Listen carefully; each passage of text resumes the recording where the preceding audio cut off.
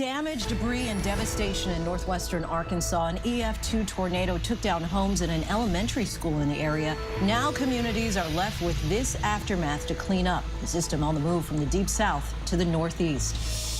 Still on the attack, 24 hours after Russia claimed that it would scale back assaults in parts of Ukraine, new explosions rock the capital city of Kyiv. The U.S. State Department warns that Russian troops may not be withdrawing, but repositioning to the eastern region. Now a promise after a talk between President Biden and President Zelensky that the U.S. will send millions more in direct aid. Better off double boosted? As the CDC greenlights a second booster shot for adults 50 and older, President Biden warns that the pandemic is not over, unveiling an updated COVID website billed as one-stop shopping for access to testing, treatment, masks, and infection rates. A shocking new revelation from the Oscars organization claims that Will Smith was asked to leave the show after slapping Chris Rock, but refused. Come to the coast, we get together, have a few laughs. One of the world's most famous movie stars stepping away from acting after a life-changing diagnosis. The announcement from Bruce Willis and what we know about the brain disorder aphasia. Touchdown. Mark Vandehei and Pyotr Dubrov back home 1 year after leaving the planet. Return to Earth after nearly 1 year, thousands of orbits, and the start of a devastating war. An American astronaut touches down. The camaraderie between Russia and America in space to ensure his safe journey home while tensions rise miles below. Books can transport you to another place in time, but sometimes they can connect you to people here and now.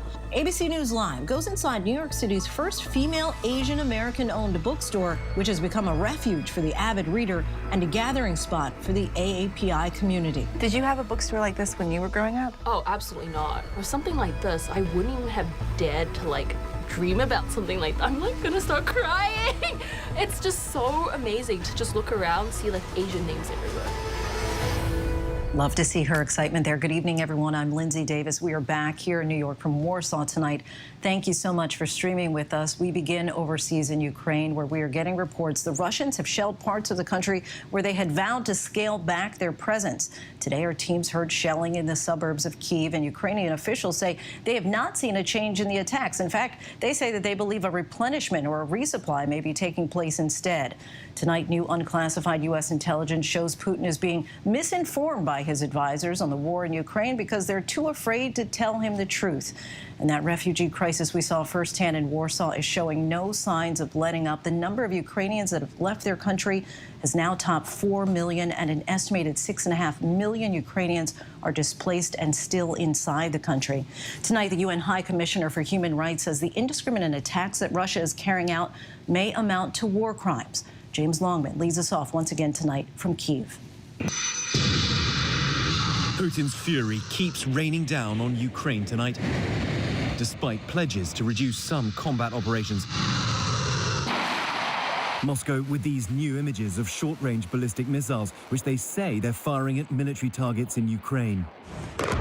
Russian forces unable to occupy, so they destroy.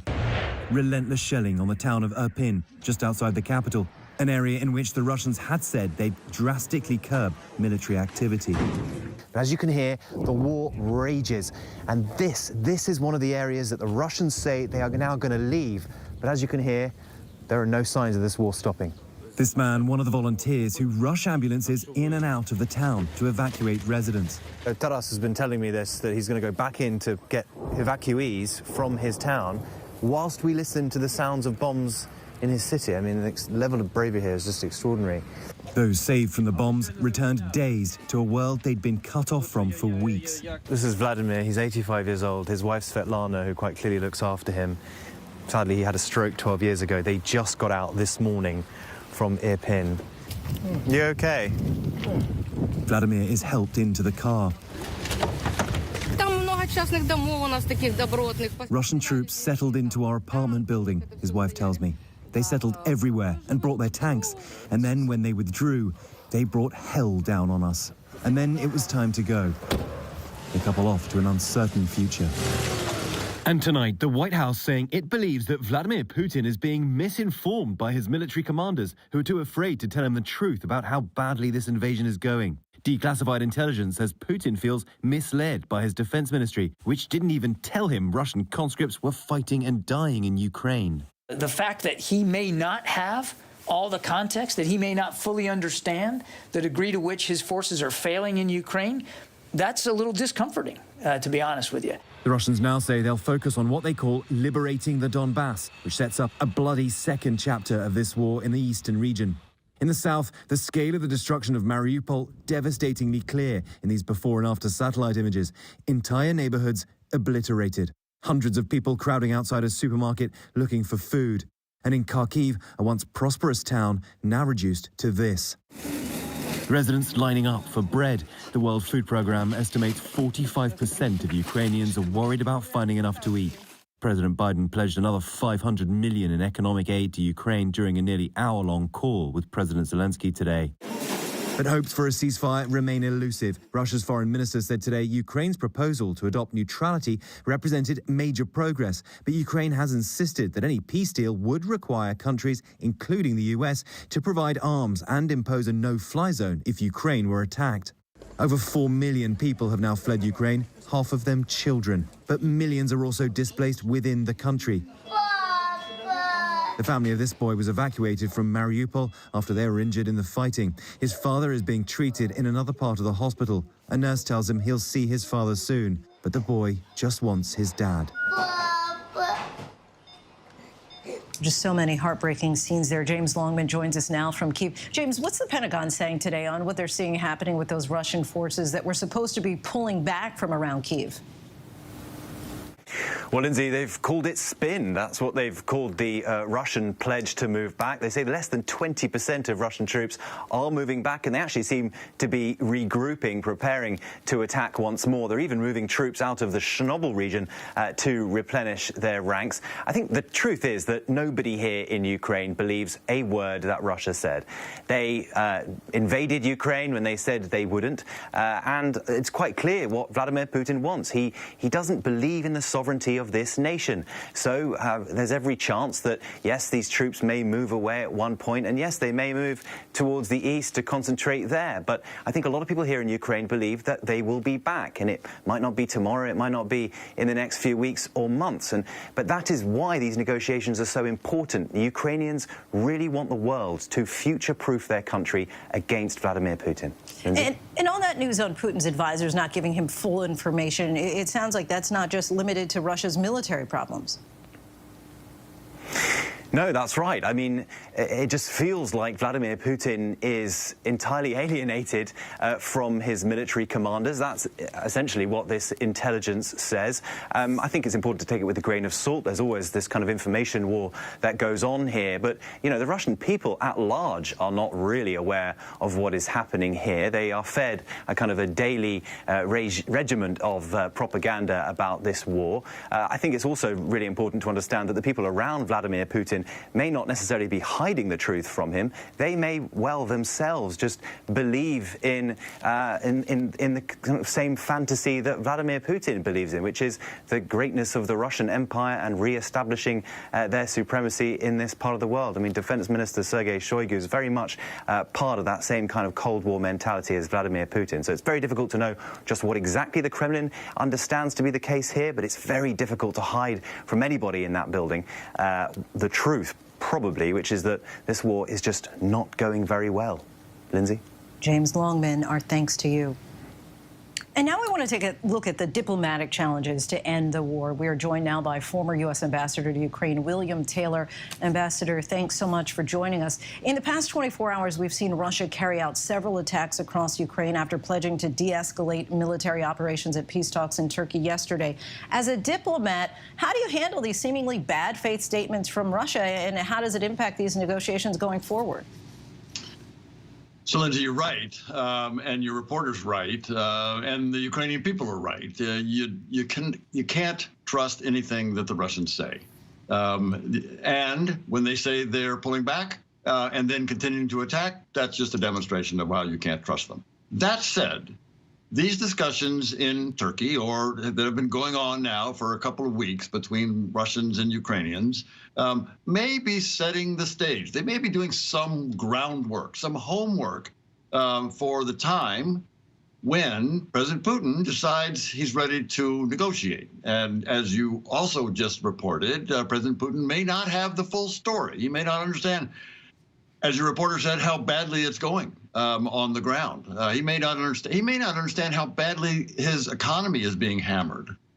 And if that's true, if he still thinks that his military is doing pretty well and the economy is not being hurt, soldiers are not being killed. The Ukrainians say that there are about 17,000 Russian soldiers killed. If he's not getting this, if he doesn't understand that, then he's not ready to go negotiate. So all of this homework that his diplomats are doing, and some not so diplomats, their delegation, Lindsay, is being led by a former minister of culture.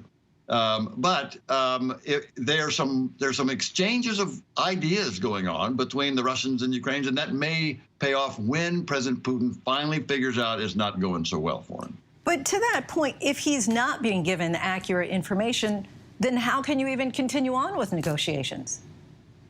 So you can continue on because they are separated. They are disconnected from him in several ways. I mean, both by information, but also by a different perception. So the diplomats, or those people trying to do these negotiations, are looking to see what the Ukrainians have in mind.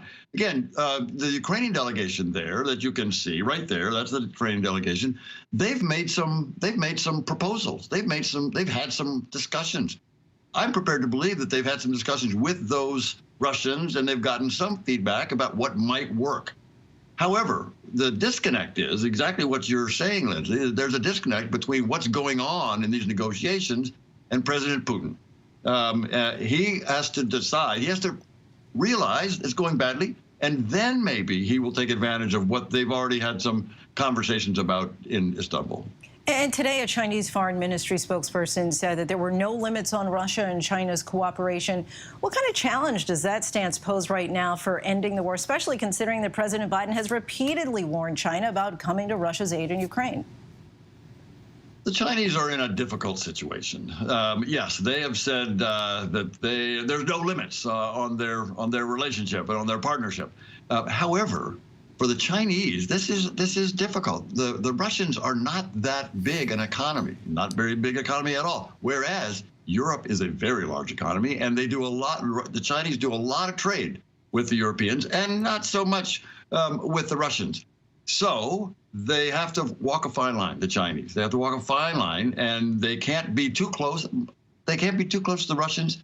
And my bet is there's a little bit of buyer's remorse. We remember that President Putin was in Beijing just before the Olympics, and that's where they first started talking about no limits to their work together. And I imagine the Chinese wish there were some limits on that, because the Russians are now a pariah, and they don't want to be stuck with a pariah. Kind of a two-part question here. President Biden spoke with President Zelensky today for nearly an hour, promising $500 million in direct aid and other support, as you know. If you were advising the president, what would you be telling him that the U.S. needs to do right now in order to help Ukraine be able to eventually end this war on terms that it finds acceptable? I mean, that's really the first part. And the other part, you know, when we were there and talking with Ukrainians, they said that they didn't feel that it should be a non-starter, basically, for them to say, we will never join NATO. They don't want that as part of the negotiation. Do you agree? So on the first part of your question, what should we be doing? What should President Biden be doing? We should be opening the spigot as broadly on weapons. We need to support the Ukrainians. They're fighting our war, Lindsay. They're fighting against the Russians, and the Russians are fighting first against the Ukrainians, but then against the West, and including us. So we need to provide them, the Ukrainians, with as much of the weapons as we can out of our stocks, out of other nations' stocks. We need to provide them all these missiles that we've been talking about, anti-air, anti-tank, and armored personnel carriers. These are the kinds of things that we need to do. Open that spigot wide. And the second thing is keep the sanctions on. Put more sanctions on. There are still banks, Russian banks, that are not cut off from SWIFT. That can certainly happen. So there is that. Then the question about the U.S.-Russian and U.S.-Ukrainian relationship, this is going to be, we're going to see how this develops. We're going to see how this develops, but we need to support the Ukrainians in their fight as they go forward. Former Ambassador to Ukraine, William Taylor, thank you so much for your time and insight as always. Thanks, Lindsay. Now to that dangerous line of storms from the Midwest to the Deep South and up into the Northeast. Tornado watches across parts of 8 states, Baton Rouge, New Orleans, and Jackson in the bullseye again. Our chief meteorologist, Ginger Z, is tracking the severe weather for us from Jackson, Mississippi. Good evening, Ginger. Hey, good evening to you. You know, Lindsay, just a bit ago, we had tornado sirens blaring. We've already seen reports of damage, especially on the south side of Jackson over to Flowood. So this line has just blasted through here, and unfortunately, we are not alone. It is covering states from Kentucky through Tennessee, down to Alabama tonight, and into Louisiana. You can hear the rumbles of thunder still roaring around here, but watch as those tornado watches will keep popping to the east as we go through the overnight hours, because this line has been very strong, and it will not lose a lot of its fervor as we go into the overnight. Look at the times. Find where you live. Say Nashville, you're after midnight. Florida Panhandle, after midnight. Those overnight hours scare me most because people go to bed and they say, okay, it's not here yet. It's still coming. You have to have 2 ways of getting warned, something that's going to wake you up, and don't rely on sirens. By tomorrow, it's eastern Pennsylvania, including Philadelphia, Delaware, Maryland, Virginia, even parts of North Carolina, and then that little bubble in much of Georgia, South Carolina, and Florida. Lindsay, an active 24 hours ahead. Lots of concern there with these storms. Ginger, our thanks to you. Stay safe. And take a look at this lightning captured on camera near Wichita, Kansas late yesterday. The person who shot this video says it was the most insane lightning strike he has ever seen. A new revelation today. Academy officials now say that Will Smith had been asked to leave the award show but refused after walking onto the Oscars stage and slapping comedian Chris Rock. Tonight, Chris Rock will take to the stage for the first time since the incident. Here's ABC's Kana Whitworth. Oh, wow! Tonight, the Academy initiating disciplinary proceedings against Will Smith after he slapped Chris Rock at the Oscars, saying they asked the actor to leave the ceremony after the incident, and he refused. In a statement, the Academy saying in part that he violated its standards of conduct with his abusive or threatening behavior, and that his actions were deeply shocking. The news comes as we hear from one of the Oscars co-hosts for the first time on the decision not to remove Smith from the theater that night. Comedian Wanda Sykes telling Ellen DeGeneres, for them to let him stay in that room and enjoy the rest of the show and accept his award, I was like, how gross is this? You assault somebody, you get escorted out the building, that's it. Amy Schumer, Sykes' co-host, also speaking out on Instagram, posting, I'm still in shock and stunned and sad. The Academy's Board of Governors holding an emergency meeting tonight. You're seeing a clear divide amongst members of the Board of Governors. Yes, there are some that feel that it was wrong what he did, but it was justified because he spoke about his wife, and there are others that feel he's a monster. Smith issuing a public apology to Rock, but the comedian so far silent on the slap. And that may change tonight, with all eyes on Rock as he takes the stage for the first time since the incident in a sold-out show in Boston. I'm not sure if he's going to address it or not. I hope he does. Kana Whitworth joins us now. And Kana, a big statement from the Academy tonight. Now we have an idea of when we might be able to hear about the disciplinary actions for Smith. Yeah, Lindsay, so the next time the board members of the Academy will meet will be on April 18th, and at that point they could take disciplinary action. So Will Smith facing anything here from a possible suspension to expulsion from the Academy or other sanctions. But also, Lindsay, they're saying that Will Smith will have a chance to be heard before a decision is made. And just one other thing that stood out to me from the Academy was their apology to Chris Rock in this statement. They say, we apologize to you for what you experienced on our stage, and we thank you for your resilience in that moment. So the story, Lindsay, still far from over. Kana Whitworth, our thanks to you.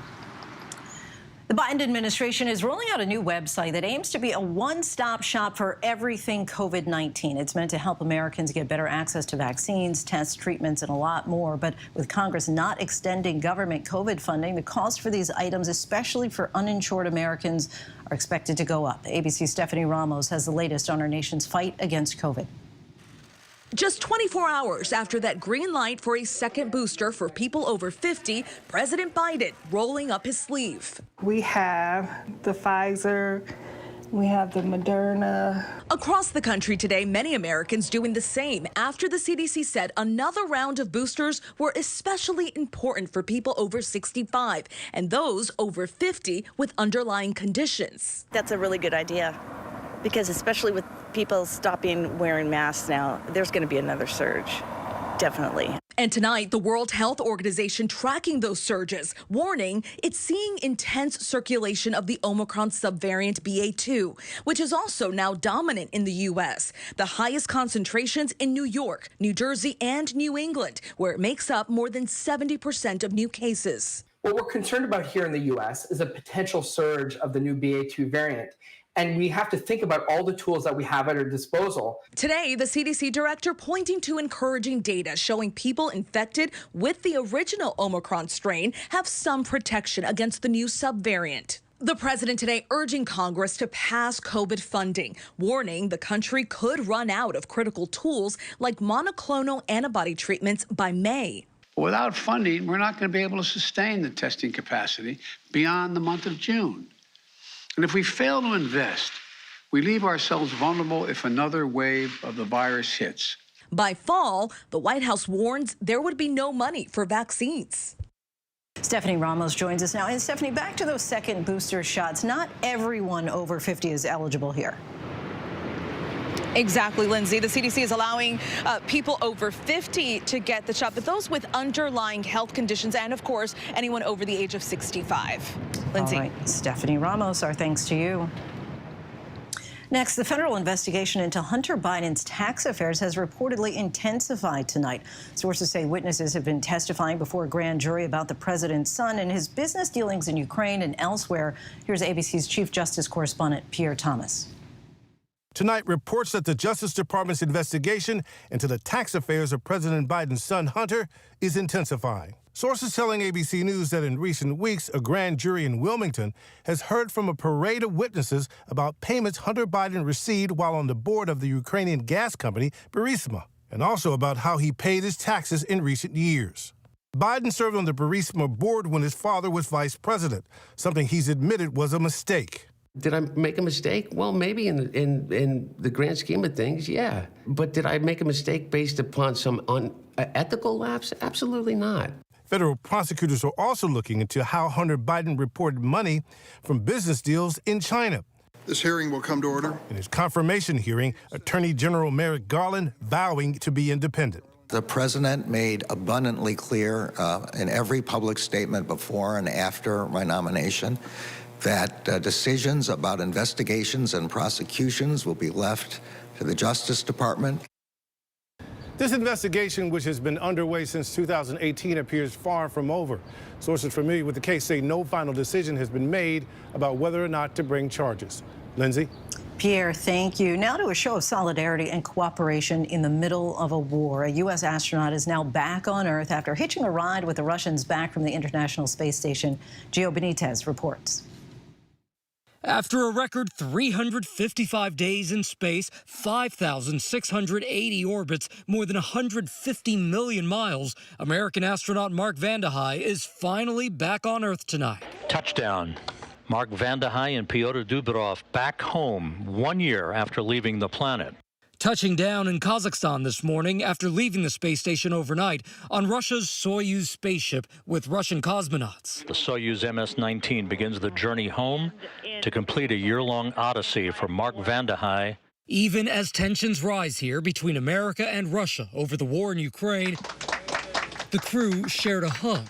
One of the Russian cosmonauts saying this. People have problem on Earth, on orbit. We are one crew. For weeks, the head of the Russian space agency, Dmitry Rogozin, had threatened to leave Vande Hei on the space station in response to American sanctions on Russia, posting this spoof video showing the Russian cosmonauts waving goodbye to Vande Hei. Another video showed technicians covering up the U.S. and Japanese flags on a rocket. Former NASA astronaut Scott Kelly took to Twitter, telling Rogozin, without those flags and the foreign exchange they bring in, your space program won't be worth a damn. Rogozin tweeted back, "Get off, you moron. Otherwise, the death of the International Space Station will be on your conscience." The tweet was later deleted. It's a very childish thing to be doing when you're responsible for people's lives in space, to be producing videos of leaving people behind and threatening to drop a space station. I think he has more important things to be doing, but he clearly doesn't. Rogozin's words leading some to question the future of Russia's relationship with America in space, one long seen as peaceful and necessary. This conflict just one of the many playing out between the U.S. and Russia. From space to the Arctic, where both sides are battling for control as tensions rise. The current U.S.-Russian bilateral relations are at perhaps a low that we haven't seen since the Cuban Missile Crisis. While that future is unclear, former NASA astronaut Katie Coleman is hopeful. We share a mission. All these countries that put the space station together, that built this literally city in space and have done such important work up there, it is not easy. And we don't do these things because we just want to do them. It's because they're part of something so much more important. And tonight, the record holder in space must now get used to a different view. Back on solid ground, he's looking forward to enjoying the little things again. Making a cup of coffee for my wife and myself, and then sitting in bed and talking to each other while we're either reading or catching up on the news. Just having relaxing Saturday mornings is a wonderful thing. And then after that, I'd probably say guacamole and chips.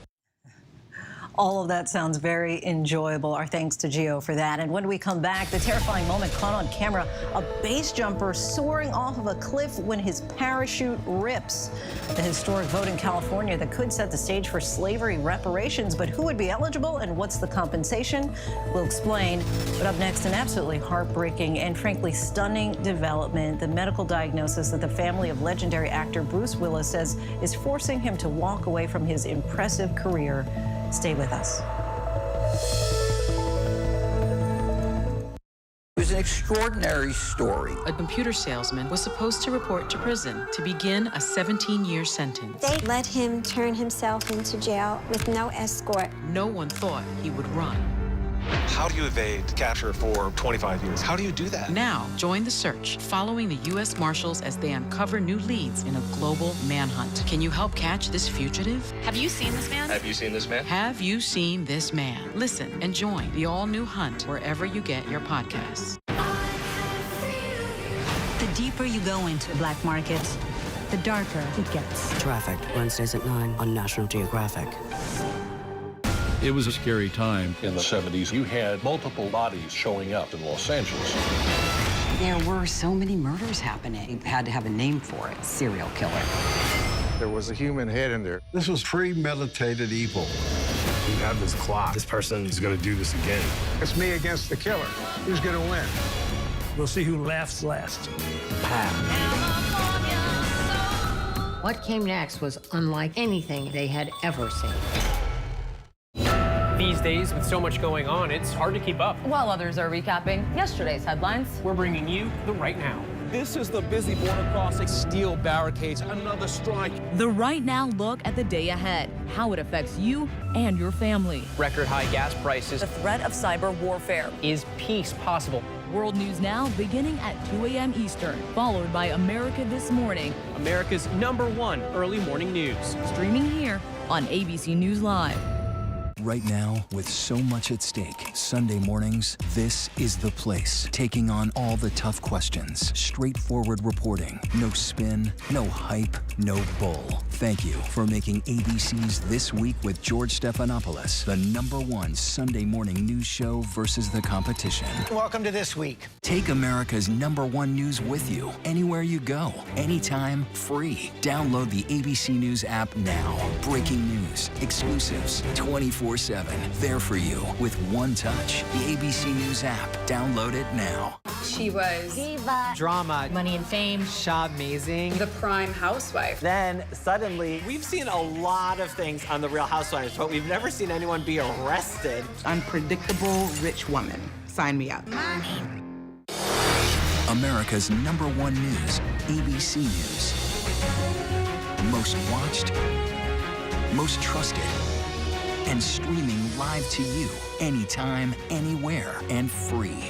This is ABC News Live, America's #1 streaming news. Free to you 24/7.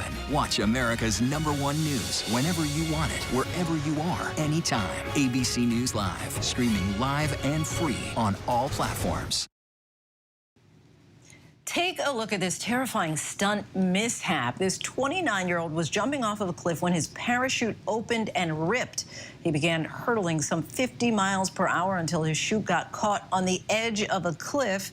This was him hanging on for dear life until he was able to hoist himself up and grab his phone and call for help before doing another, more manageable jump to safety.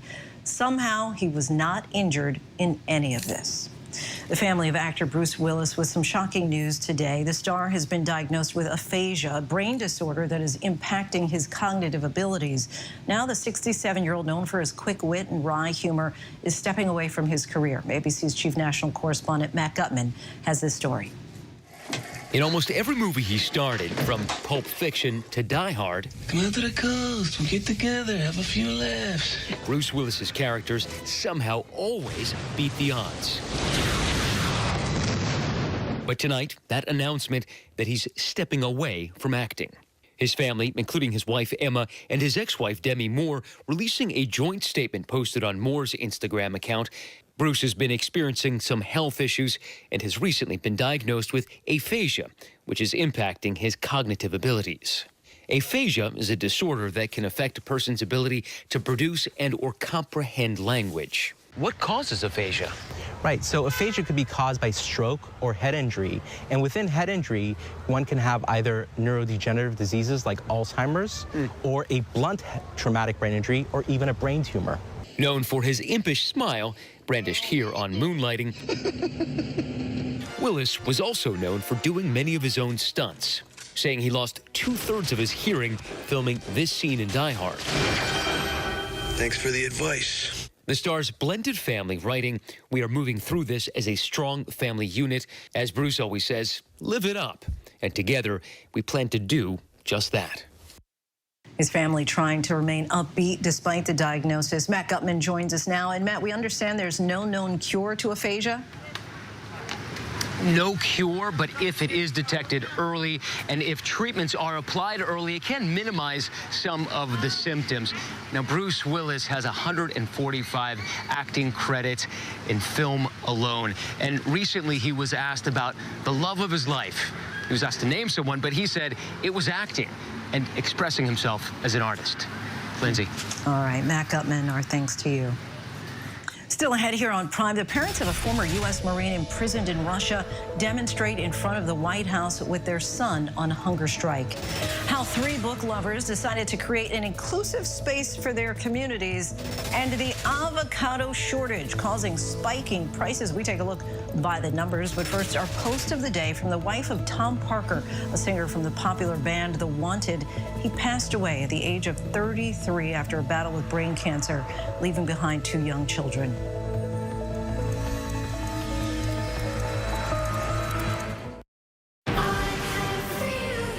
The deeper you go into black markets, the darker it gets. Traffic, Wednesdays at 9 on National Geographic. Right now, with so much at stake, Sunday mornings, this is the place. Taking on all the tough questions. Straightforward reporting. No spin, no hype, no bull. Thank you for making ABC's This Week with George Stephanopoulos the #1 Sunday morning news show versus the competition. Welcome to This Week. It was a scary time in the 70s. You had multiple bodies showing up in Los Angeles. There were so many murders happening. You had to have a name for it, serial killer. There was a human head in there. This was premeditated evil. We have this clock. This person is going to do this again. It's me against the killer.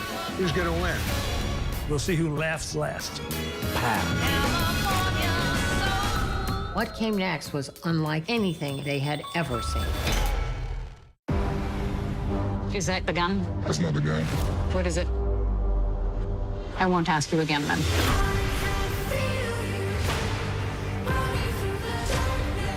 Are you a Nazi? The deeper you go into black markets, you put people to your life like this. the darker it gets. Why hasn't anyone come out and spoken. It's about the money. That's why we do it. Trafficked. New episodes Wednesdays at 9 on National Geographic. These days, with so much going on, it's hard to keep up. While others are recapping yesterday's headlines, we're bringing you the right now. This is the busy border crossing. Steel barricades, another strike. The right now look at the day ahead, how it affects you and your family. Record high gas prices. the threat of cyber warfare. Is peace possible? World News Now beginning at 2 a.m. Eastern, followed by America This Morning. America's #1 early morning news. Streaming here on ABC News Live. Take America's #1 news with you anywhere you go, anytime, free. Download the ABC News app now. Breaking news, exclusives, 24/7. There for you with one touch. The ABC News app. Download it now. I risked my life. If I was caught, they would have put a bullet in my head. That would have been one of the most deadly acts of domestic terrorism ever in the United States. He put himself in jeopardy for us. Welcome back, everyone. A warning to all those millennials subsisting on avocado toast. Supply constraints are spiking the price of avocados. We take a look by the numbers. Bloomberg reports that avocado prices have surged to their highest in 24 years amid tightening supplies in Mexico, the world's biggest exporter. According to Bloomberg, costs are up about 81% this year on avocados from the Mexican state of Michoacan, the main source in the country, to about $38 for a 9-kilo box. And Mexican output is expected to drop about 8% for the current crop year, according to the USDA, following a temporary ban on avocado shipments in February after threats against U.S. inspectors in Mexico. That's created a supply backlog as Mexico accounts for more than 80% of the avocados eaten in the U.S., with supply from California unable to fill the demand. Combined with already high inflation, the biggest U.S. avocado distributor said this month it's seen a 50% increase in the average avocado sales price, and that means the price of your guacamole is likely going up. And in case you did not know, avocados are a fruit, not a vegetable, and they're actually considered a single-seeded berry. And we still have lots to get to here on Prime tonight. Our conversation with one Navy vet, now in Ukraine, who's undertaking some daring humanitarian and rescue work, his thoughts about the situation on the ground. Is Tiger Woods trying to make a comeback at the Masters? But first, a look at our top trending stories on abcnews.com.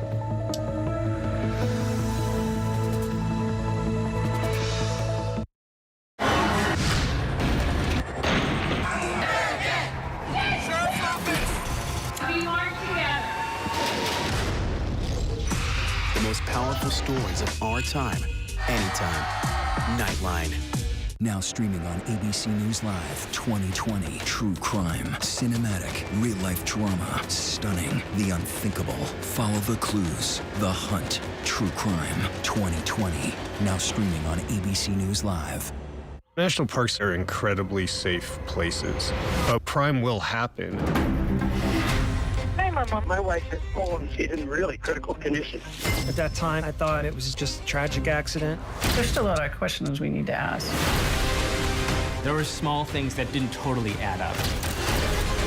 This is 2 lives for Harold that have died now. I was shocked. Something's not right.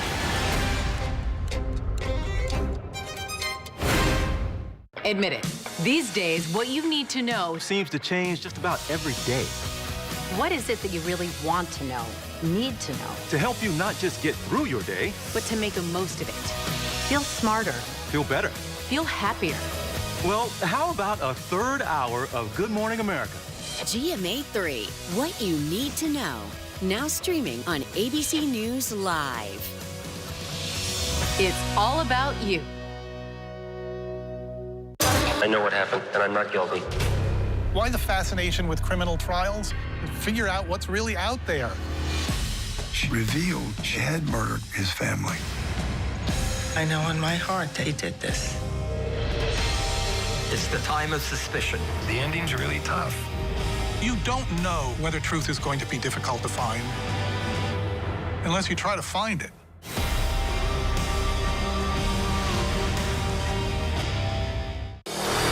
America's #1 news, ABC News. Most watched, most trusted, and streaming live to you anytime, anywhere, and free. This is ABC News Live, America's #1 streaming news. Free to you 24/7. Watch America's #1 news whenever you want it, wherever you are, anytime. ABC News Live, streaming live and free on all platforms.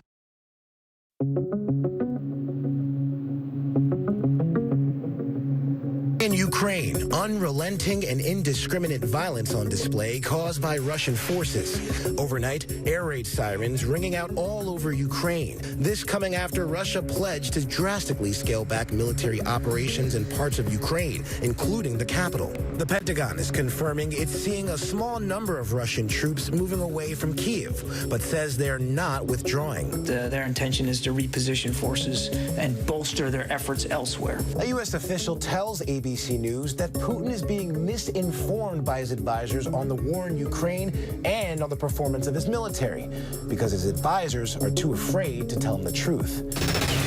Verizon telling us that more than 10,000 of their customers have been targeted in a so-called phishing scam. In this sneaky caper, Verizon customers are receiving a text message which appears to be from their own phone number, suggesting that Verizon will give them a gift as a reward for paying their phone bill. If that sounds like it's too good to be true, it is.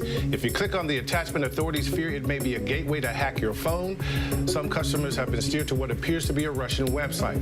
FBI and Homeland Security officials have been warning for weeks that the Kremlin could launch cyber attacks in retaliation for the U.S. support of Ukraine. It is not just happening to Verizon. When we contacted their competitor, T-Mobile, the company told us, quote, scams like these are an industry-wide problem. All the companies we spoke to gave that age-old warning. Do not open odd, unexpected attachments when you're not certain where they're coming from. The Masters tournament is the scene of some of Tiger Woods' greatest victories. The five-time champion sparking a frenzy after he was spotted teeing up in Augusta, Georgia, just a week before the tournament begins. The PGA Tour's official Twitter account saying Tiger Woods is practicing today at Augusta National.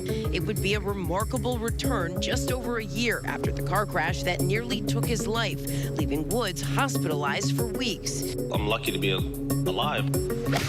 This past February, he opened up about his painful recovery. I still have a long way to go, and each and every day is a fight, and I welcome that fight. Get up in the morning and, let's go a few more rounds. The parents of Trevor Reed, a former U.S. Marine being held in Russia since 2019, are demonstrating outside the White House today to try and get an in-person meeting with President Biden. Trevor's mother, Paula Reed, says with her son reportedly sick with TB, time is running out. President Biden promised to meet with Trevor Reed's family some weeks ago, but Reed's family say the White House has not attempted to reach out. California's first-in-the-nation Reparations Task Force held a historic vote this evening to decide who should be eligible for potential compensation. The community of eligibility will be based on lineage determined by an individual being an African-American descendant of a chattel enslaved person living in the United States prior to the end of the 19th century. The lineage approach was viewed by task force members as the best way to avoid a potential legal challenge, but those that weighed in via public comment were split. Jim Crow, redlining, mass incarceration, voter suppression. The apology offered for enslavement lineage suggests no accountability for these other scourges of black life in America. A fugitive flamingo named Pink Floyd has been spotted on the Texas coast 17 years after escaping captivity in Kansas. An environmental activist captured the jailbird on video earlier this month in Cox Bay, Texas. Upon closer inspection, the bird had a leg band with inmate number 492. Animal experts say that Pink Floyd flew 800 miles along with another flamingo in 2005. The companion is no longer traveling with Floyd. Might be a little awkward getting off the ground, but they can fly like 35 miles an hour and travel, over 350 miles. Zoo officials have never made plans to recapture Pink Floyd, despite several sightings saying there is no easy way to do so without disturbing other wildlife. U.S. military veterans are stepping in to help in the conflict between Ukraine and Russia. And joining us now from near Kyiv is Burke Bryant, retired from the U.S. Navy and founder and CEO of HARP, the Humanitarian Aid and Rescue Project. Welcome to the show, Burke. Thank you for having me on. So tell us about the work HARP has been doing in Ukraine, what you're calling Operation Winter Shadow. What are some of the risks that your team has faced? We came out here originally to, we have a small team of veterans, SEALs, Delta guys that specialize in extractions. And it's kind of turned into a little bit more than that now that we've been out here for about a month, providing frontline medical teams with supplies or well-needed supplies for the frontline soldiers and things like that, places that a lot of people haven't been able to get to. We've kind of taken on that role of delivering those supplies as well. We're set up in 3 different locations now, Mariupol, Odessa, and Kyiv. And then we have an operations base out of Lviv right now, which is where we move our supplies into those different regions.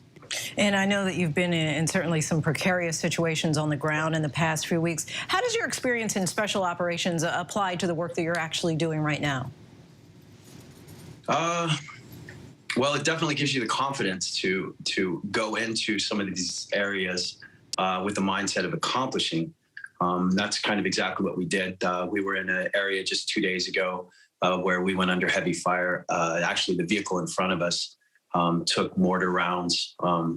So we had to kind of take cover for a couple hours before we were able to complete that operation, which was actually getting medical supplies to the front line. So it gets a little... It gets a little stressful, you were saying. I can imagine. And my next question was going to be, why put yourself in such harm's way that could mean life or death? You know, I think the bottom line to that is, outside of the fact that we love all human beings, is the fact that we have a specialized skill set. And I guess at the end of the day, it's good to know that we've allowed someone else who doesn't have that skill set to see another day, whether that's a man, woman, or child. So I feel like, and we all feel like the best we can do is contribute to humanity and provide the services that we have to offer as men. And just to put a finer point on that question, of course, many of the people who are with you on your team are former members of the military. Explain the draw to a project like HARPS for someone who has already served. Again, I think it's just a bunch of people who have a unique skill set that want to apply that skill set and save lives. And you know what's going on right now, the atrocities taking place. You know, there's no ROEs in this war. You know, just today, Red Cross was targeted and hit with artillery fire. That's unheard of. And I think there's just a lot of people that have gotten together. Our whole side seems to be crowdsourced at this point. Medical supplies, well-needed equipment for soldiers is all being crowdsourced from all around the world. And then there's teams of, like our team, that basically get those supplies and we move those into areas that are needed. And you've already worked in several parts of Ukraine. You're watching Mariupol really closely, a city that has just been devastated. What do you view right now as the biggest humanitarian need? Whew. Well, you know, medical supplies. We just had a commander call a few hours ago and mentioned that per 20 soldiers, they only have one IFAC kit, which is basically an advanced frontline medical kit. So they're short on medical supplies right now. They're short on vehicles. They're short on clothing. Their supply chain is starting to run dry.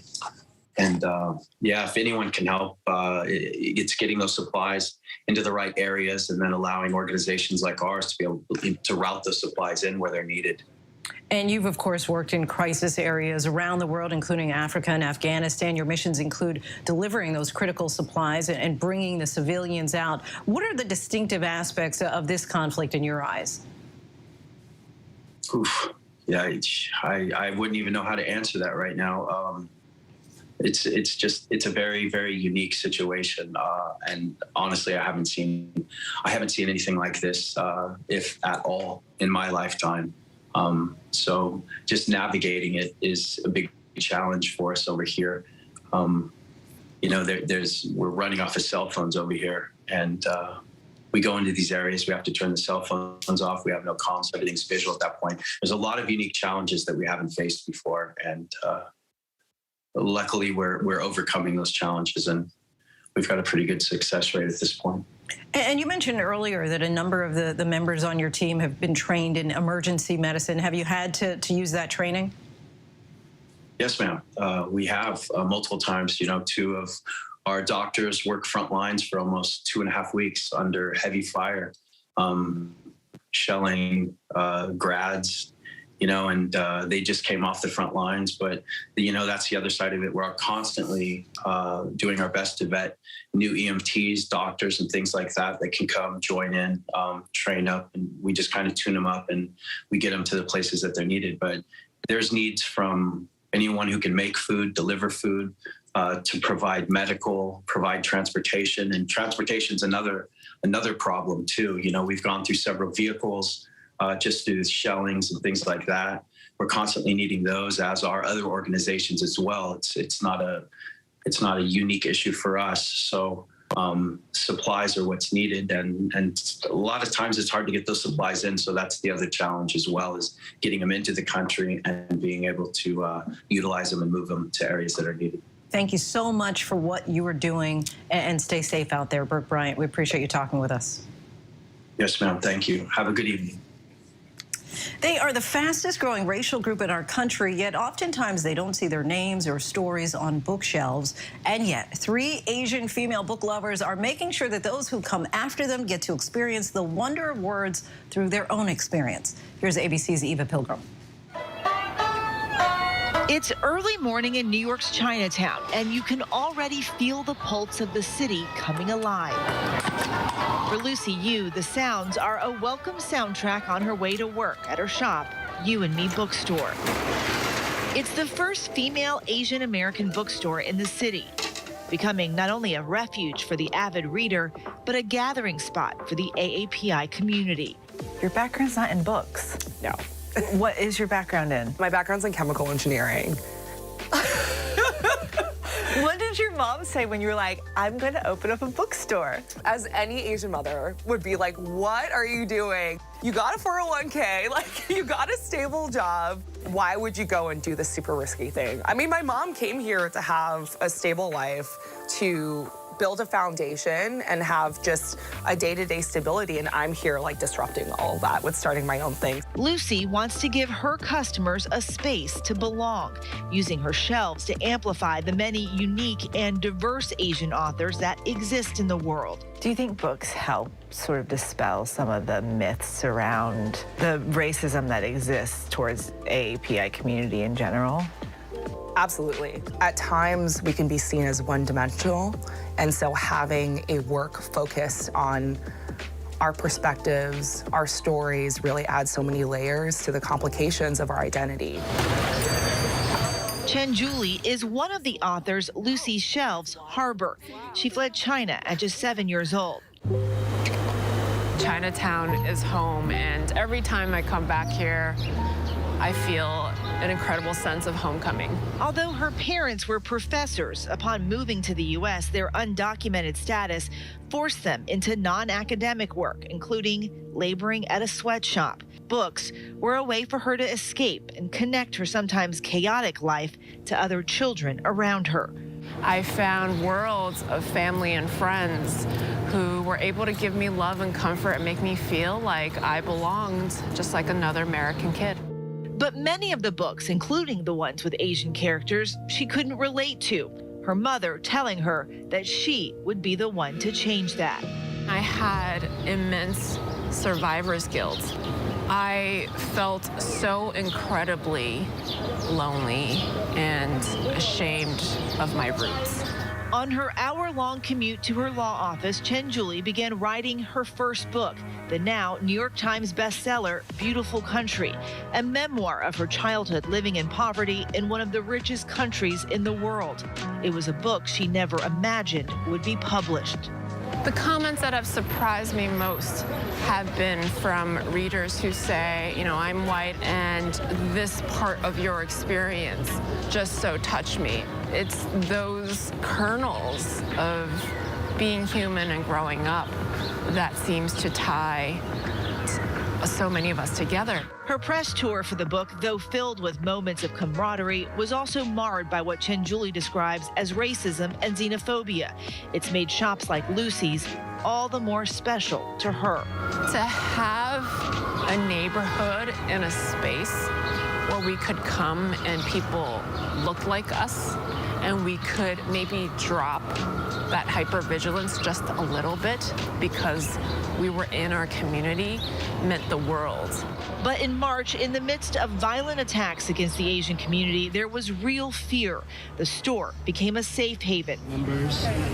Hundreds lined up around the block, not for books, it just goes, but for free pepper spray and community. Did you have a bookstore like this when you were growing up? Oh, absolutely not. With something like this, I wouldn't even have dared to dream about something like that. I'm gonna start crying. It's just so amazing to just look around and see Asian names everywhere. Chloe Gong is another New York Times bestselling author from New Zealand. She wrote her first book, These Violent Delights, in her freshman year of college. And although far from home, she tells us You and Me Books still feels like it was made just for her.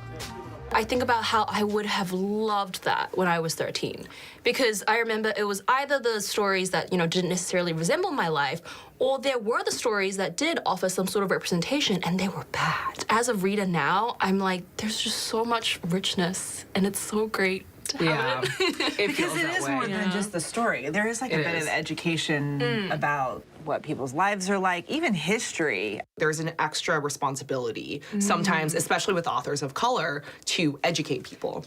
And I think that that's something that's really exhausting, and that's an extra kind of load for these authors and storytellers to carry. So I even love reading stories where it's a unlikable character that's not a reliable narrator, but it's a person of color. Because we exist out here not just to tell people this is our stories, this is our history, but it's we just exist to exist. A lot of Asian women are these characters. Complicated, strong, a little prickly. Yeah, exactly. It's they have so many facets to them, and it is exactly what makes them so real and so prominent in real life. And to me, it seemed like an injustice for books to be existing without this kind of representation. It's here, tucked into a small shop in Chinatown, Lucy Yu is doing a big thing, giving so many people who never saw themselves in books a chance to find characters to love and hate, creating a space for healing with a cup of coffee and a conversation. I'm so excited for you. And reminding people that you and me are not alone. Our thanks to Eva for bringing us that. And before we go tonight, the image of the day, this one courtesy of the Hubble Space Telescope. You are looking at the most distant star ever captured in a photograph. It also may be the earliest star we will ever see. The faint light from the beautiful image that you are looking at took nearly 13 billion with a B years to reach Earth. Astronomers are calling it Earendel, which means morning star. And that is our show for this hour. Be sure to stay tuned to ABC News Live for more context and analysis of the day's top stories. Thanks so much for streaming with us.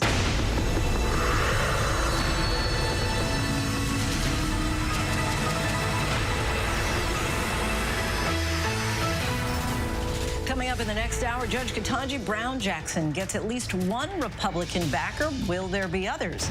And Dr. Fauci is going to join us to help break down these new booster rules and what living with COVID looks like.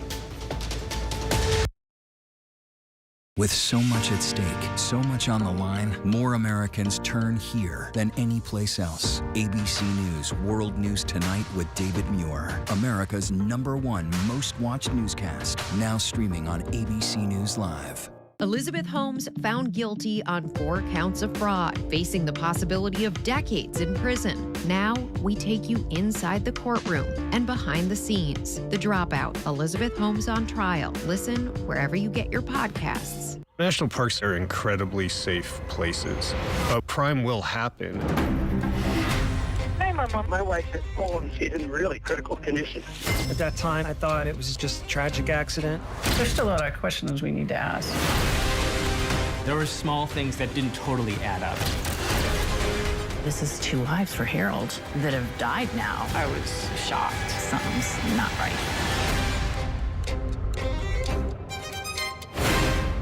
Admit it. These days, what you need to know seems to change just about every day. What is it that you really want to know, need to know? To help you not just get through your day, but to make the most of it. Feel smarter. Feel better. Feel happier. Well, how about a 3rd hour of Good Morning America? GMA 3, what you need to know. Now streaming on ABC News Live. It's all about you. America's #1 news, ABC News. Most watched, most trusted, and streaming live to you anytime, anywhere, and free. This is ABC News Live, America's #1 streaming news, free to you 24/7. Watch America's #1 news whenever you want it, wherever you are, anytime. ABC News Live, streaming live and free on all platforms. Hi there, I'm Lindsay Davis. Thanks so much for streaming with us. We're monitoring several developments at ABC News at this hour. Republican Senator Susan Collins of Maine says she will vote to confirm Supreme Court nominee Ketanji Brown Jackson. Collins is the first Republican senator to support Judge Jackson's historic nomination. If confirmed as expected, Judge Jackson will become the first black woman on the Supreme Court. A Connecticut judge is holding conspiracy theorist Alex Jones in contempt of court and fining him $25,000 a day until he sits down for a deposition in a defamation lawsuit filed by relatives of the victims of the 2012 Sandy Hook shooting. Wednesday's ruling comes a day after Sandy Hook families rejected an offer from Jones to pay each of the plaintiffs $120,000 to settle the lawsuit. The Centers for Disease Control is lifting a cruise advisory that's been in place since the beginning of the pandemic. A CDC spokesperson acknowledged that cruising will always pose some risk of COVID-19 transmission, but that going forward, travelers will have to make their own risk assessments.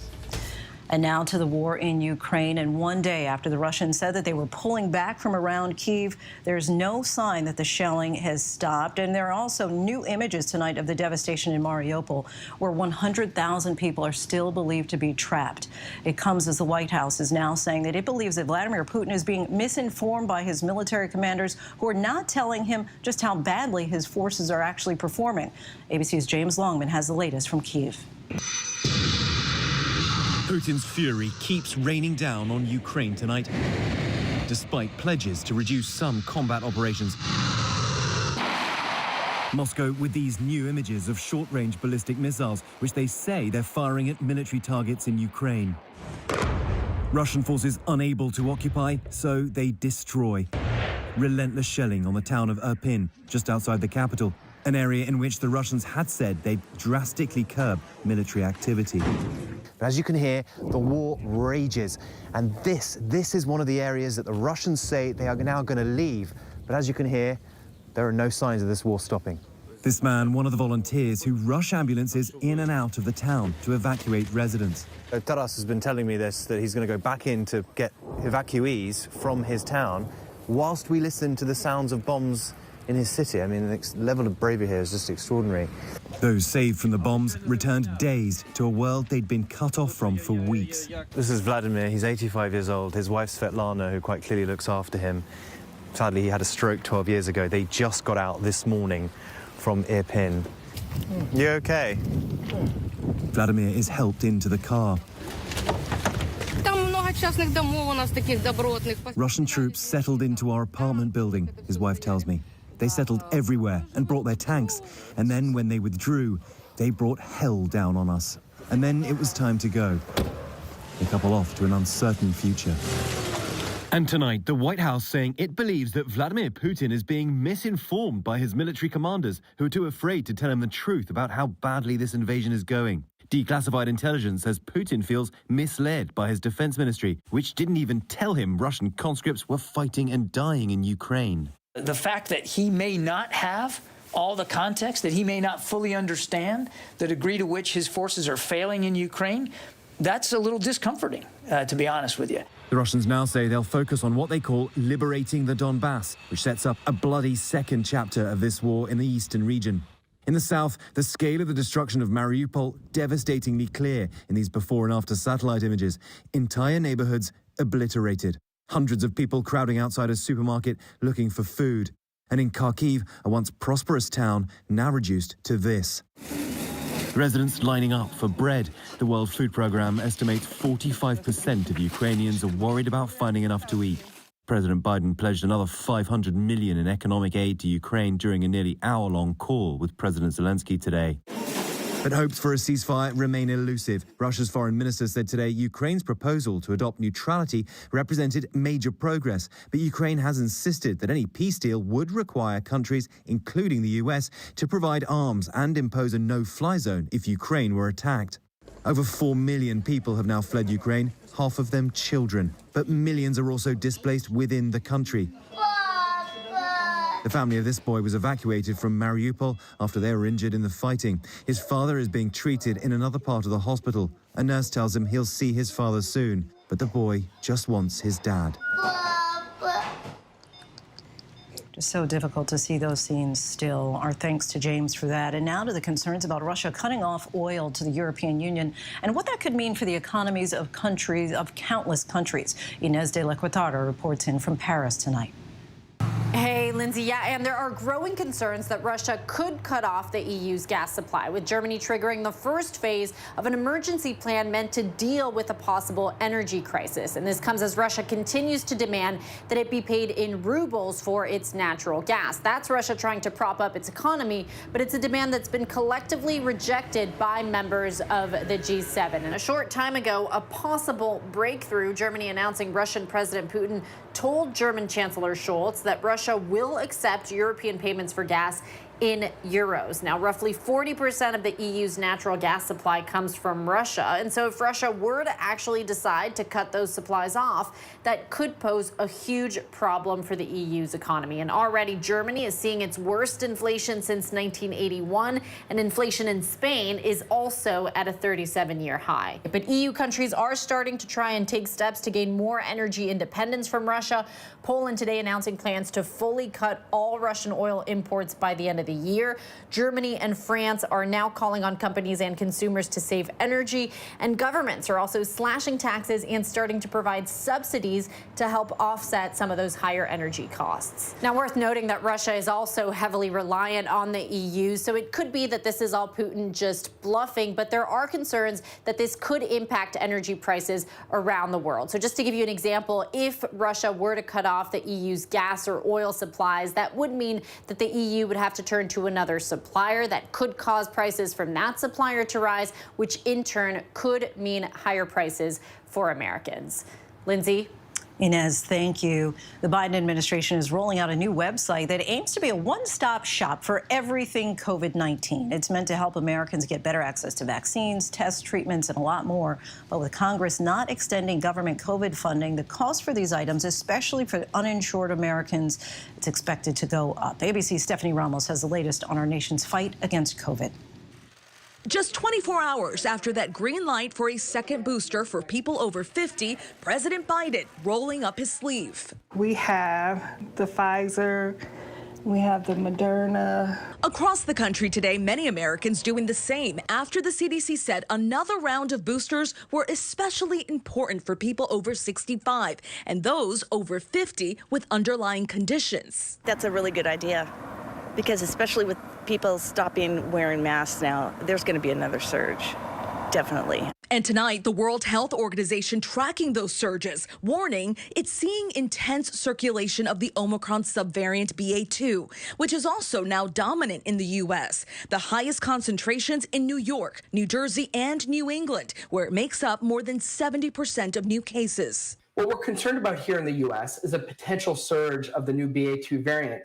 And we have to think about all the tools that we have at our disposal. Today, the CDC director pointing to encouraging data showing people infected with the original Omicron strain have some protection against the new subvariant. The president today urging Congress to pass COVID funding, warning the country could run out of critical tools like monoclonal antibody treatments by May. Without funding, we're not going to be able to sustain the testing capacity beyond the month of June. And if we fail to invest, we leave ourselves vulnerable if another wave of the virus hits. By fall, the White House warns there would be no money for vaccines. Our thanks to Stephanie for that. And joining us now for more on the state of the pandemic is the director of the National Institute of Allergy and Infectious Diseases, Dr. Anthony Fauci. Dr. Fauci, thanks so much for joining us tonight. We saw President Biden getting his 4th booster shot today, something the CDC says that Americans 50 and over are now eligible for. But the CDC stopped short of saying that Americans should get them, all Americans. So for eligible Americans, how do you decide if now is the right time for that 4th shot, or when do you plan for it? Well, as the FDA made the authorization, the emergency use authorization extension to people 50 years of age or older, I think that was a good move. I mean, obviously, the protection that you get from a 3rd shot is a good protection. However, it wanes over time, and depending upon an individual's ability to withstand infection or severe disease if they do get infection, I believe, as a physician, that it's actually a good idea for people who are 50 years of age or older to get that 4th shot. I want to emphasize, Lindsay, though, that it's really important that we get people who have not yet gotten their 3rd shot of an mRNA. We only have about 55 or 56% of the people who are eligible for a 3rd shot to get it. So although it's a good move to make it eligible for people who are 50 and over, as well as obviously people who have underlying conditions that compromise their immune system, we've got 2 things we want to do. We want to get the people who haven't gotten the 3rd shot yet to get it, and we want people who are 50 or older to seriously consider, if they want that extra added degree of protection, to get their 4th shot boost. And specifically to that point, the reality is that less than 1 in 3 Americans have not gotten that first booster shot. But we've started to see states closing down mass vaccine centers and testing sites. So are you concerned at all that states might be caught flat-footed if this subvariant leads to an uptake in cases, as many are expecting it to? Well, that's the reason why we're talking about this, that we know now, if you look globally, the BA2 is totally dominant. It crept up in the United States. It is now the dominant. It's gone between 50 and 60%, particularly as you showed on the clip, particularly in the northeast part of the country. And we expect, because it does have a transmission advantage over BA1, in other words, head-to-head, that if a person gets exposed to one versus the other, the transmissibility of BA2 is greater. The somewhat encouraging news is that we haven't seen that it causes any more severe disease than BA1, and the protection that you get from vaccine or from prior infection is as good for BA2 as it is for BA1. But clearly we want to make sure, as we follow things carefully and as we pull back on some of the masking requirements, which is fine. That's a good thing. The CDC's new metrics are showing that an overwhelming majority of the counties in the country now are within that category, that they really don't need to be having masks in an indoor setting. However, when you do that, you've got to expect that there is going to be an uptick in cases, no doubt. And that's the reason why we continue to talk about the things that we're talking about now. Vaccinating, and to begin with, getting your 3rd shot boost if you haven't, and if you're in a certain age or risk category, to get that 4th dose. The other thing that the president mentioned in his speech today is the importance of getting continuing support from the Congress to be able to purchase the antibodies, to be able to purchase the drugs, to be able to do all the testing. We've been fortunate that we've been treated very well by the Congress and by the administration with resources. But if we don't get more soon, we're going to run out of resources that we'll need to address any uptick that we might see. And Stephanie Ramos talked about that in her report, and I was curious, if we do run out, then what happens? Then you'd need Congress to act at that point in an emergency session? Yeah. We would like, Lindsay, we'd love them to act now, because, you know, by the time you get the resources and get things revved back up, we don't want to lose the opportunity to contract for more doses of the vaccine, as well as to do studies to look ahead as we get to the fall and the early winter about what the best approach would be. Should it be a variant-specific boost? Should it be a boost against the ancestral strain? All of those studies are now waiting to get funded, and that's the reason why we're calling upon the Congress to move quickly to get us the resources that we need. And a personal question here, have you gotten your second booster shot just yet? Yeah, I'm 81 years old. Yes. And when we talk it's about... a reminder of my age, Lindsay. Well, hopefully other people will be encouraged by you already rolling up your sleeve as well. So Moderna has said, on the other end of the spectrum, age-wise, Moderna has said that it's confident that its vaccine will be effective for children under the age of 5. Do you have any sense how soon the FDA might act on this so the parents of young children can finally get their kids some much-needed protection? You know, Lindsay, I don't know. I don't want to get ahead of the FDA. They're looking at the data. The one thing that we should feel confident is that when they look at the data, if they make a determination that it's safe and it's effective, you can be sure that that is the case. Thus far, there doesn't appear to be any issue with regard to safety. The question is, what is the right dose and the dose regimen? And that's the data that the FDA is carefully looking at right now. All right, I'll leave you with this hot, burning question a lot of people want to know. Talking about the mask mandate on airplanes, it's set to expire in less than 3 weeks. In a letter to President Biden, airline CEO says that it's past time to eliminate COVID-era transportation policies. Do you feel that the masking policy should continue on planes? Well, I think we need to look at all the data together with the CDC, as well as other members of the task force, the White House task force, the HHS group, and take a look at the data regarding risk. And I think this is going to be something that is going to be very seriously considered and discussed. I don't want to get out ahead of anybody because I want to get the opportunity to discuss this in great detail with my colleagues. Understood. Dr. Fauci, we thank you so much for your time tonight. Thank you. Good to be with you.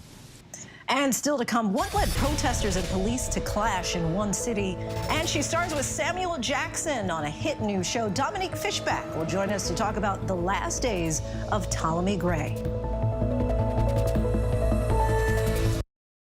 It was a scary time. In the 70s, you had multiple bodies showing up in Los Angeles. There were so many murders happening. You had to have a name for it, serial killer. There was a human head in there. This was premeditated evil.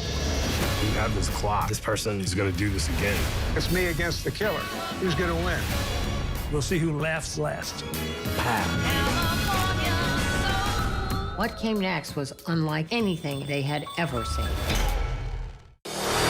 America's #1 news, ABC News. Most watched, most trusted, and streaming live to you anytime, anywhere, and free. This is ABC News Live, America's #1 streaming news, free to you 24/7.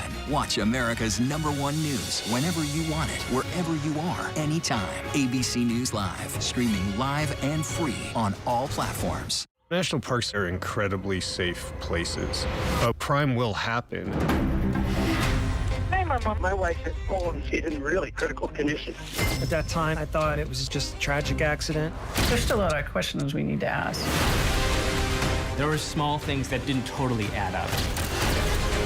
This is 2 lives for Harold that have died now. I was shocked. Something's not right. Now streaming on ABC News Live 2020. True crime, cinematic, real-life drama, stunning, the unthinkable. Follow the clues, the hunt. True crime 2020. Now streaming on ABC News Live. Take America's #1 news with you, anywhere you go, anytime, free. Download the ABC News app now. Breaking news, exclusives, 24/7. There for you with one touch. The ABC News app. Download it now.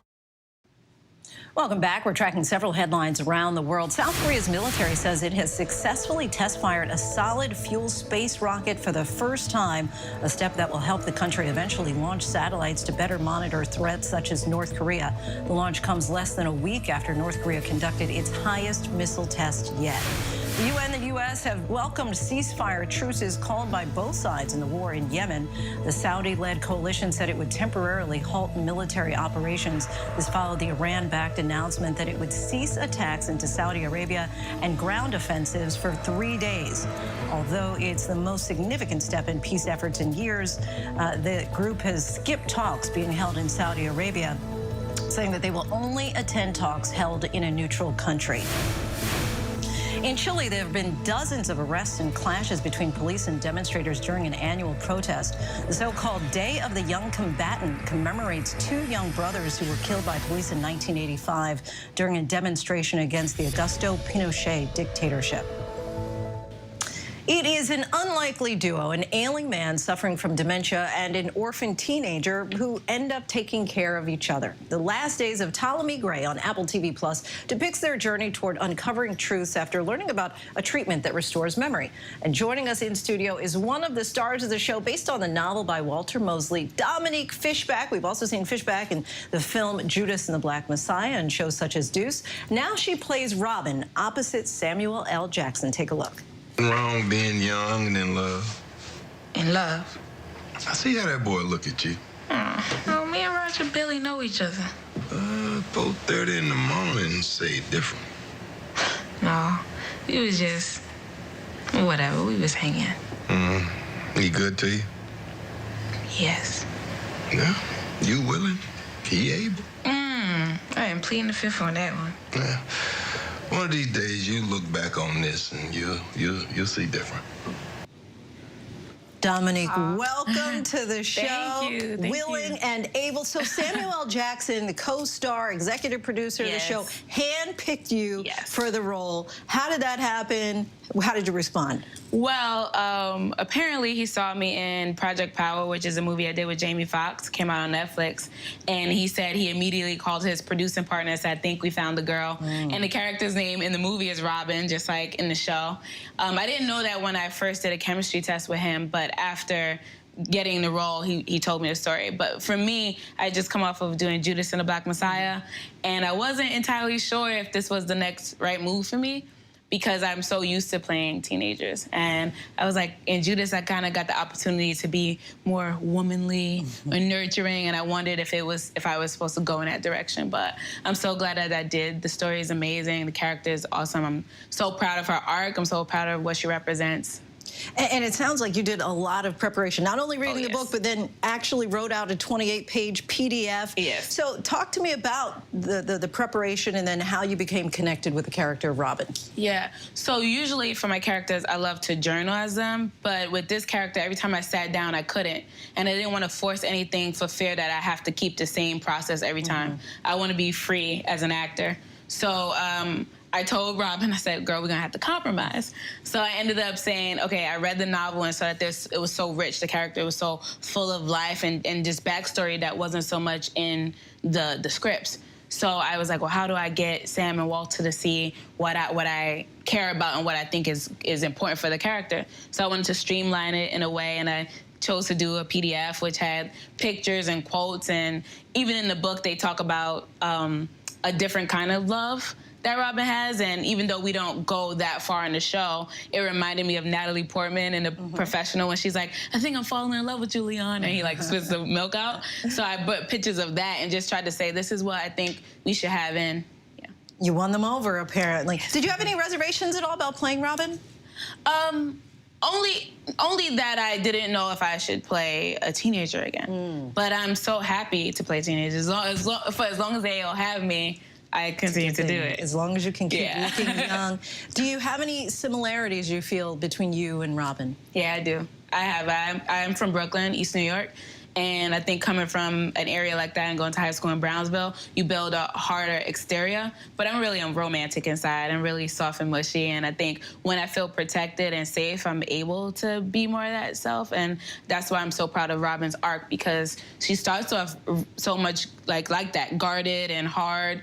But when she feels protected and knows that he doesn't need or want anything from her, just for her to be happy, you can see that smile come back and that love and light that she has to offer. And I feel like that's for girls from the hood like me. And what was it like working alongside Samuel L. Jackson? Well, it was always like a party and wild, and it's such a heavy show, but in between takes is not heavy at all. He's always making jokes, and we're talking about filmmaking and different shows and the art of like being a movie star as opposed to the art of acting. Those are important, and we don't really learn about the art of like being a movie star in school.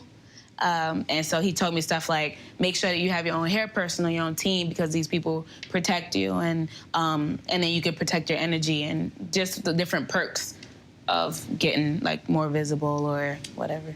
And you know, I think you'd be called a multi-hyphenate, right? Because you act, you write, you create poetry. Yes. What do you love most about creating and art? What I love most about creating and art is the freedom of self-expression. I think since I was a kid, I was really fortunate. My mom was very supportive. So when I wrote poetry and I told like personal stories, even if they affected her, she would say, well, it's your truth, Dom, you could say it. And I know that a lot of kids don't get the opportunity to be like, don't tell my business, you know? But my mom wasn't like that, and I think because of that, it gave me a sense of freedom and a sense of know that my voice mattered and what I had to say mattered. And so I'm able to move in the world a little bit more confident about my experiences and how I feel. And based on all those experiences, what's next? From your lips to God's ears, what would you like to have happen next or do next, be a part of? Yeah, well, I wrote a one-woman show called Subverted, and it's about the destruction of Black identity in America. I play like 20 different characters, and Jamie Foxx is executive producing it with me. So we're planning to film that, and I'm working on a limited show that I can't talk about yet. But I'm always writing, learning piano. I love to play piano. I made my own version of Song Cry by Jay-Z, where I like rhyme and keep the chorus. So I just keep staying creative and having a good time. That's what I was about to say, the ultimate in creativity. Brooklyn is in the house. Yes. Dominique, we thank you so much for stopping by. Thank you. 5th episode of The Last Days of Ptolemy Gray premieres globally on April 1st on Apple TV+. Yes. Hey. And still to come, this Women's History Month, meet the librarian making history in her own right and breaking barriers. Right now, with so much at stake, Sunday mornings, this is the place. Taking on all the tough questions, straightforward reporting, no spin, no hype, no bull. Thank you for making ABC's This Week with George Stephanopoulos the #1 Sunday morning news show versus the competition. Welcome to This Week. Take America's #1 news with you, anywhere you go, anytime, free. Download the ABC News app now. Breaking news, exclusives, 24/7. There for you with one touch. The ABC News app. Download it now. She was diva, drama, money and fame, amazing, the prime housewife. Then suddenly, we've seen a lot of things on The Real Housewives, but we've never seen anyone be arrested. Unpredictable rich woman. Sign me up. Ready for a little GMA-ish promo? Okay, here we go. GMA 7A every day with Robin, George, and Michael. That's how you start the day. Boom! America's #1 news, ABC News. Most watched, most trusted, and streaming live to you anytime, anywhere, and free. This is ABC News Live, America's #1 streaming news, free to you 24/7. Watch America's #1 news whenever you want it, wherever you are, anytime. ABC News Live, streaming live and free on all platforms. Widely considered the nation's library, the Library of Congress is the oldest federal cultural institution in the country. Scholars, historians, and filmmakers from across the globe have spent countless hours in the library's iconic research hall. ABC's M. Wynn met with the librarian who made history herself, breaking barriers after being elevated to become the first woman and first African-American to ever head the library.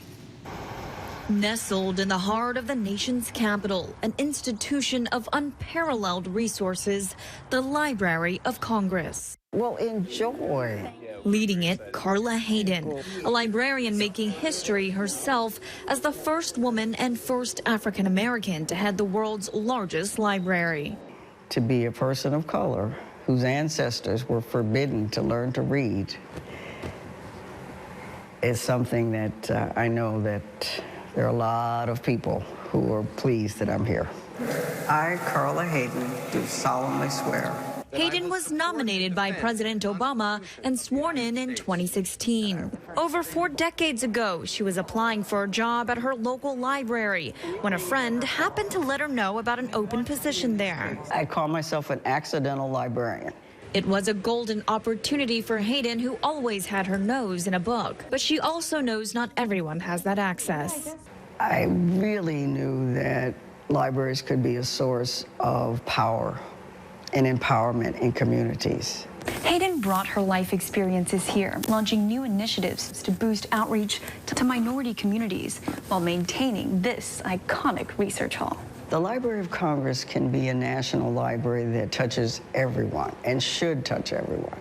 But not everyone can read what they want. The American Library Association, where Hayden was a former president, says book bans are spiking across the country. Librarians have also been called feisty fighters for freedom because there's a right to read. Hayden says she believes everyone should be free to choose what they want to read. That's why she's trying to ensure the Library of Congress is accessible and engaging to all. From Thomas Jefferson's preserved library, the origin of the Library of Congress, to the new Rosa Parks exhibit. Hayden says she won't forget those who made it possible for her to be where she is today. Feisty fighters of freedom. Our thanks to M for that. And that is our show for tonight. Be sure to stay tuned to ABC News Live for more context and analysis of the day's top stories.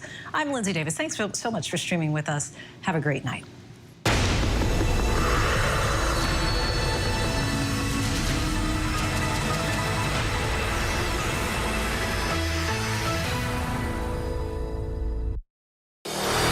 America's #1 news, ABC.